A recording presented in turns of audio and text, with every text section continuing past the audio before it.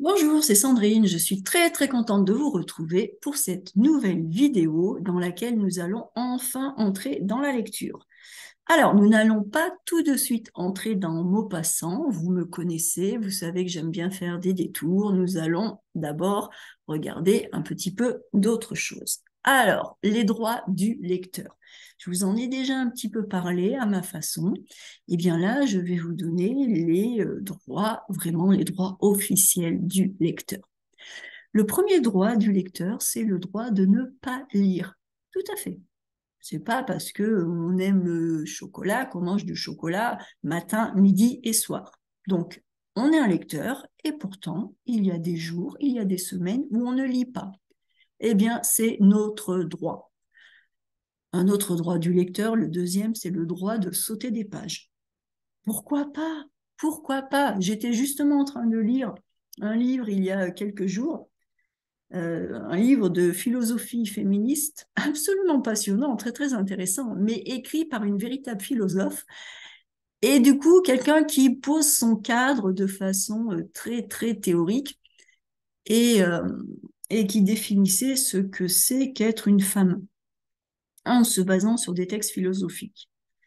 Eh bien, j'avoue que à la page 90, j'ai craqué, j'ai sauté 5 ou 6 pages parce que j'en avais par-dessus la tête de voir les définitions de la femme, pas, selon Nietzsche, selon Hegel, selon Simone de Beauvoir ou Jean-Paul Sartre, enfin bref.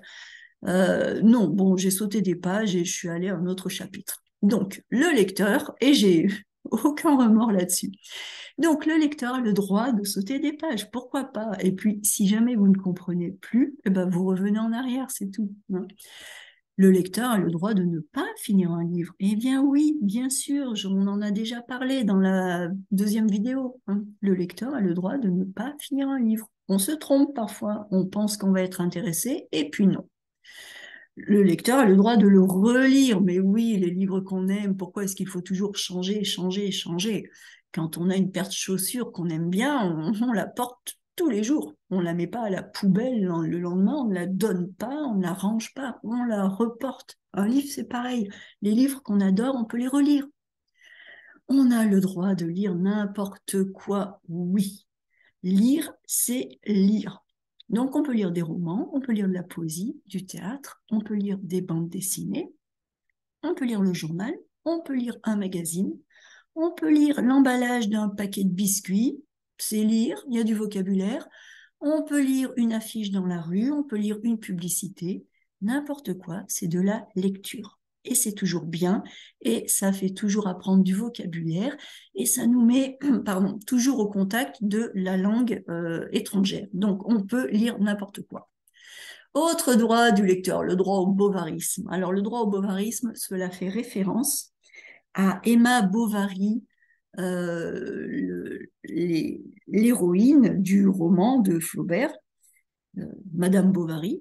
Et Emma Bovary est une jeune femme qui lit des livres et qui les lit et devient passionnée et croit qu'elle peut vivre la même chose que ce qu'elle vit dans ses romans.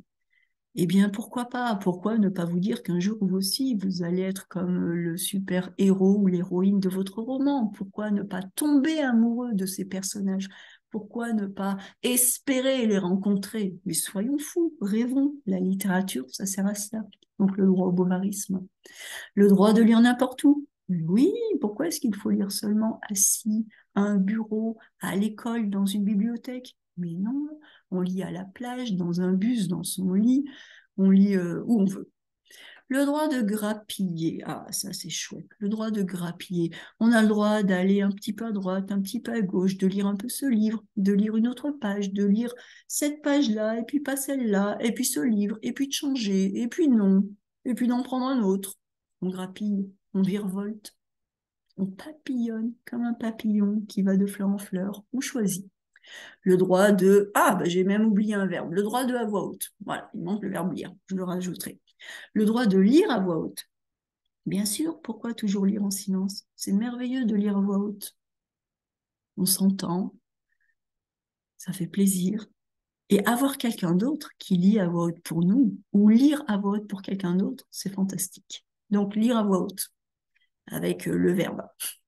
Le droit de se taire, et pourquoi pas, hein, on peut lire un livre. Alors, le droit de se taire, ça peut se comprendre de plusieurs façons. Ça peut être de lire en silence, tout à fait, on a le droit de lire en silence.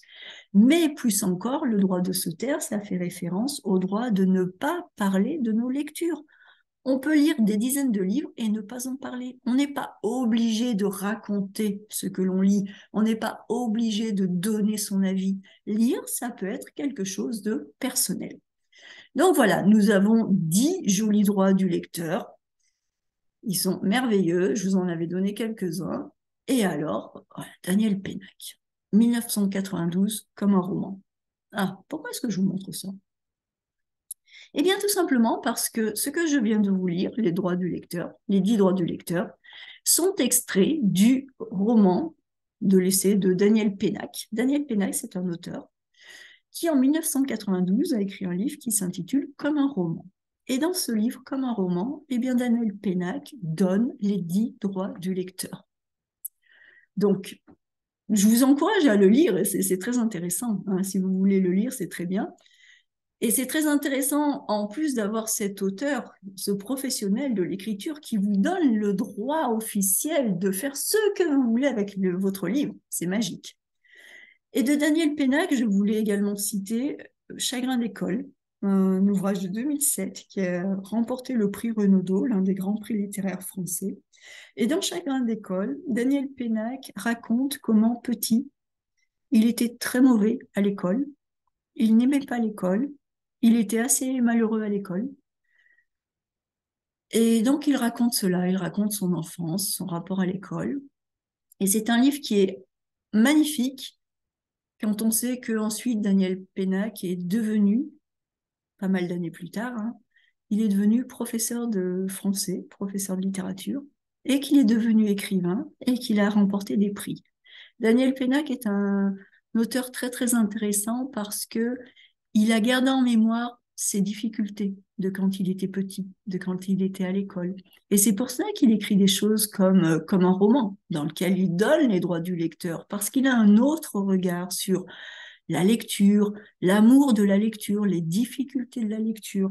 Donc si vous pouvez, si vous voulez, je vous encourage à lire Comme un roman de Daniel Pénac. Voilà. Et puis, je vais m'arrêter ici parce que nous allons nous retrouver très bientôt pour la suite de Entrons encore plus dans la lecture, mais ce ne sera toujours pas mot passant, mais je vous promets, ce sera la dernière. Allez, je vous retrouve très vite pour la suite.